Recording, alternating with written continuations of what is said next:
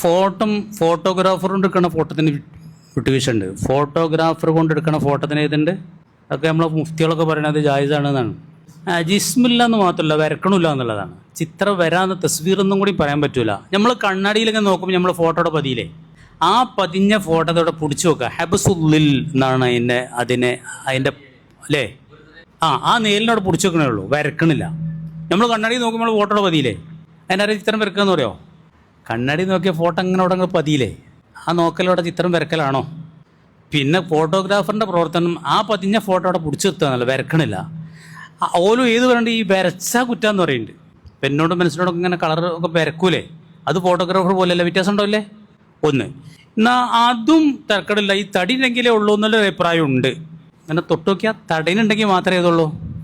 അത് തെറ്റാന്നുള്ളതിൽ ആർക്കും തർക്കമല്ല. നാളെ റഹ്മത്തിൻ്റെ നോട്ടം അല്ലാത്തല്ലോ നോക്കൂല എന്നാണ്. ഇജ് ഉണ്ടാക്കിയ ഫോട്ടോത്തിന് ജീവൻ കൊടുക്കടാ, ഇജിനോട് മത്സരിച്ച ആളല്ലേ, ഞാനാണ് സൃഷ്ടാവ്. ജീവികളൊക്കെ ഉണ്ടാക്കി ഇജ് സൃഷ്ടിച്ച ആളല്ലേ, ജീവൻ കൊടുക്കോടാ എന്ന് പറയാനോട്. നാളെ റഹ്മത്തിൻ്റെ നോട്ടം അല്ലാതെ നോക്കൂല എന്നാണ്. അപ്പം എങ്ങനെയുണ്ട്?